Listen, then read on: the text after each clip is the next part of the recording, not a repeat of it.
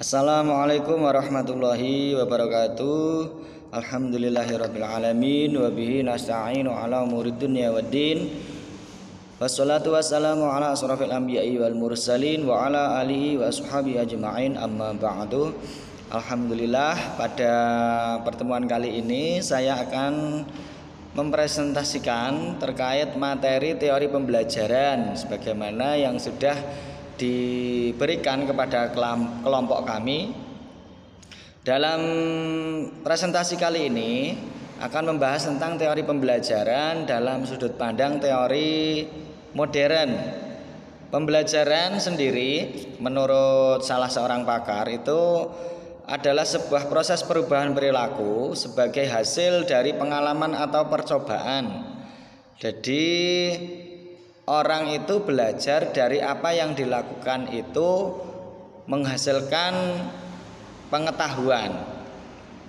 Teori ini memperoleh ilmu atau pengetahuan dari proses belajar secara langsung, artinya dengan terjun di lapangan atau dengan melakukan suatu percobaan. Nah, tujuannya pun bervariasi dalam teori belajar ini, yaitu bisa untuk menambah pengetahuan, menambah keterampilan, dan hal-hal yang lainnya. Intinya hasil akhir dari pembelajaran di sini adalah untuk merubah perilaku yang terbentuk dan terkontrol. Sebagian pakar juga mengatakan teori pembelajaran adalah proses mengumpulkan serta memodifikasi pengetahuan, keterampilan, strategi, kepercayaan, sikap, dan perilaku, mulai dari pengetahuan dan keterampilan yang berbentuk kognitif, bahasa, sosial, dan lain sebagainya. Nah, proses pembelajaran seperti ini dipengaruhi berbagai macam faktor dan prinsip yang diterapkan pada konteks pendidikan. Sekarang kita memasuki macam-macam teori pembelajaran. Yang pertama ada jenis pembelajaran behavioristik. Teori pembelajaran behavioristik menjelaskan proses belajar sebagai peristiwa yang dapat diamati. Dalam behavioristik ini lebih menekankan pada proses belajar, bagaimana seseorang itu mendapatkan pengetahuan dilihat dari sudut pandang perilaku yang dilakukan. Sehingga titik tekan dari teori ini adalah proses pembelajarannya itu. Sebagai teori pembelajaran di sini fokusnya terhadap proses pembelajaran. Tokoh-tokohnya yang dalam teori behavioristik ini salah satunya adalah Thorndike dan ada juga Pavlov. Kedua tokoh ini menekankan pada adanya hubungan antara stimulus atau rangsangan dan respon atau reaksi terhadap rangsangan tersebut. Thorndike percaya bahwa respon terhadap rangsangan akan menguat jika diikuti dengan adanya konsekuensi yang menyenangkan atau semacam hadiah seperti itu mungkin. Dan lain lagi dengan yang dilakukan oleh Pavlov. Eksperimen yang dilakukannya menunjukkan tentang bagaimana beberapa rangsangan itu dapat dikondisikan untuk memunculkan reaksi tertentu. Nah, metode-metode yang digunakan dalam teori pembelajaran behavioristik, yang pertama ada classical conditioning atau pengkondisian klasik. Ini metode pertama yang ditemukan dalam pembelajaran behavioristik, makanya disebut pengkondisian klasik. Cara kerja pengkondisian klasik di sini adalah sekumpulan proses yang melibatkan rangsangan yang tidak teratur dan juga reaksi. Nah, kedua rangsangan ini, rangsangan yang tidak teratur dan rangsangan yang diatur, itu akan dapat mengubah pada reaksi dari objek penelitiannya.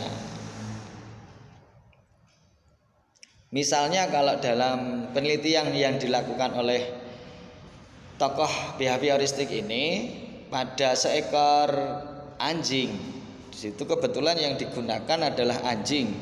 Objek penelitiannya. Anjing ini diberikan stimulus atau rangsangan yang nantinya akan direspon oleh anjing ini.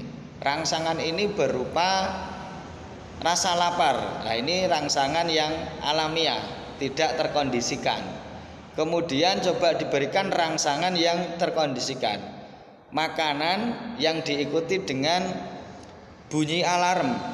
Ketika ada bunyi alarm, kemudian artinya menunjukkan makanan. Sehingga anjing itu belajar dari adanya bunyi alarm ini yang menandakan datangnya waktu makan, seperti itu. Nah, ini gambaran singkat mengenai teori pembelajaran behavioristik menggunakan pendekatan classical conditioning atau pengkondisian klasik. Pendekatan yang kedua, metode yang kedua yang digunakan yaitu operan conditioning.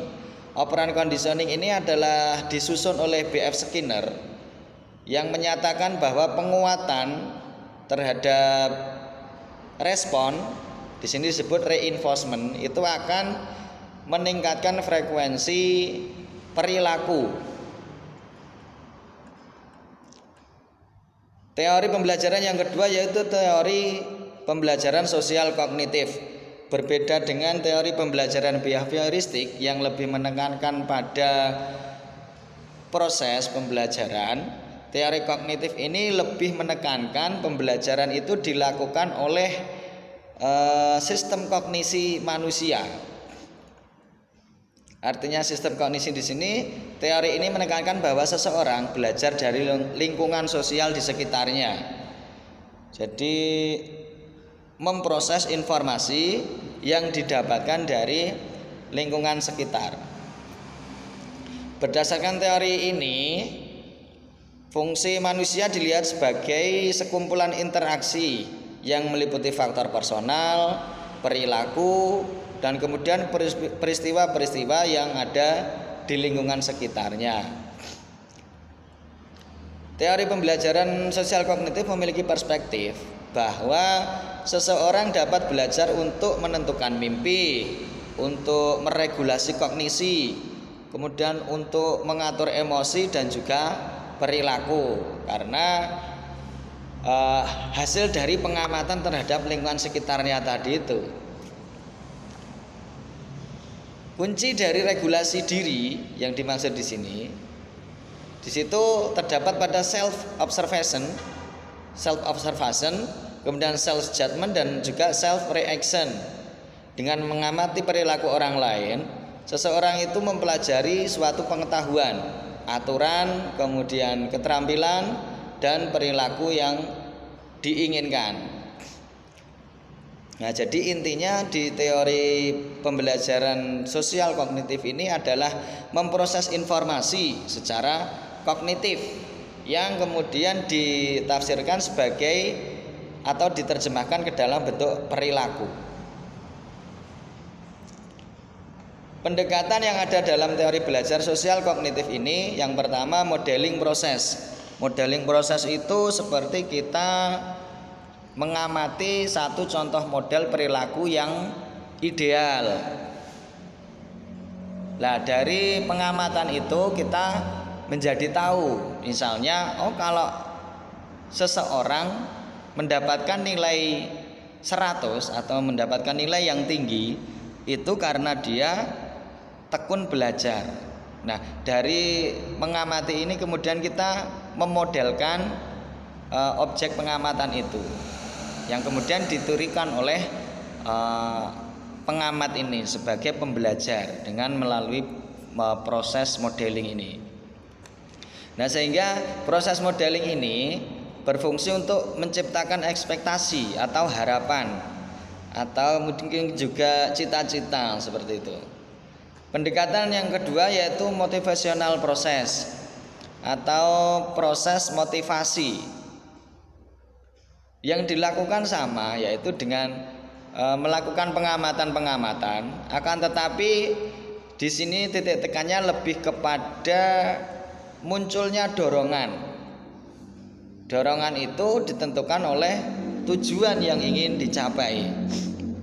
Nah, semakin jelas tujuan yang dilihat, yang ditentukan, maka akan semakin besar dorongan atau motivasi untuk melakukan sebuah perilaku. Nah, ini pendekatan di dalam teori pembelajaran sosial kognitif, metode motivational processing. Yang ketiga, pendekatan yang dilakukan dalam teori pembelajaran sosial kognitif adalah social efficacy. Efikasi sosial atau efikasi diri, self efficacy. Yang dimaksud di sini adalah kepercayaan diri. Nah, ini semakin orang itu tinggi kepercayaan dirinya, semakin dia akan mudah belajar. Semakin dia akan mempunyai peluang untuk berhasil. Nah, inilah kalau misalnya orang yang pandai atau bisa menjawab suatu pertanyaan, jika tidak diimbangi dengan kepercayaan diri yang sumbernya adalah pengenalan terhadap dirinya, sehingga dengan mengenal diri dia menjadi tahu sejauh mana kemampuan, sejauh mana dia tahu akan jawaban dari persoalan yang diberikan, ini akan semakin meningkatkan seseorang pada tingkat efikasi yang tinggi. Itu. Yang ketiga, teori pembelajarannya information processing theory. Teori pembelajaran proses informasi, hampir sama dengan teori sosial kognitif. Namun dalam teori pemrosesan informasi ini lebih menekankan pada peran organ kognisi. Dalam hal ini yaitu otak, ngoten nggih. Dari lebih menekankan pada peran misalnya nggih otaknya, di mana faktor-faktor yang mengikutinya dipengaruhi antara lain oleh komunikasi, teknologi, kemudian faktor neuroscience. Neuroscience ini ilmu ilmiah tentang persarafan. Pemrosesan informasi fokus pada memproses informasi, menyimpan informasi di dalam memori, dan bagaimana memanggil memori tersebut ketika diperlukan. Nah, tentunya di dalam menerima informasi, otak ini mempunyai sistem seleksi antara mana yang perlu disimpan dan mana yang tidak perlu disimpan. Mana yang ini diletakkan di dalam memori jarak dekat, mana yang diletakkan di memori jarak jauh. Nah, ini salah satu tokoh yang banyak mempelajari tentang memori-memori kognisi ini adalah Gestalt. Nah, itu pendekatan yang dilakukan di dalam teori pembelajaran proses informasi atau processing information di sini adalah atensi. Kata atensi ini kita sudah cukup sering mendengarkan, ya. Artinya perhatian.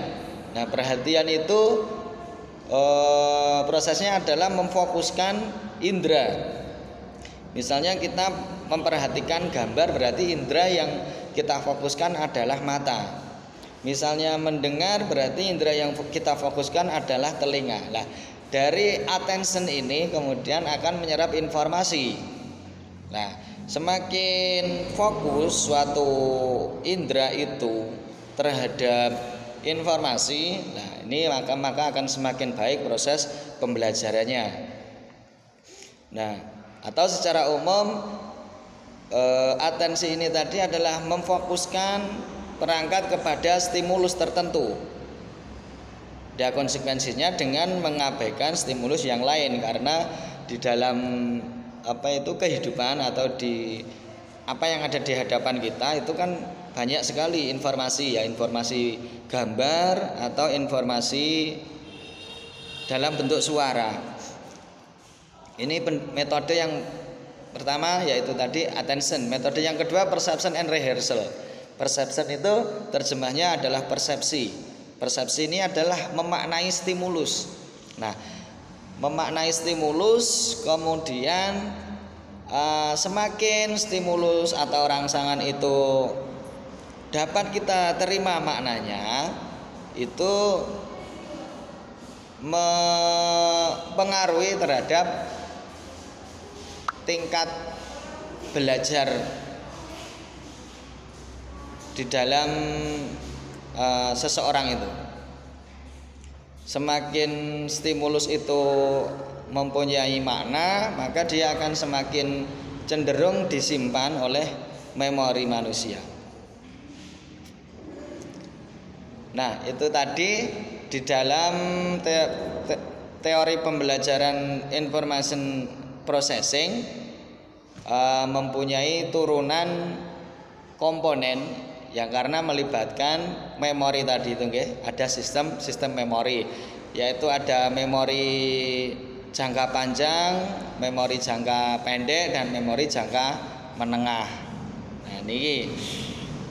Nah, itu tadi 3 macam teori pembelajaran untuk presentasi saya pada pertemuan daring kali ini. Apabila ada kekurangan, sangat saya harap kritik dan masukan. Tanggapan juga akan sangat kami terima terkait presentasi yang kami sampaikan. Demikian, kurang lebihnya mohon maaf. Wassalamualaikum warahmatullahi wabarakatuh.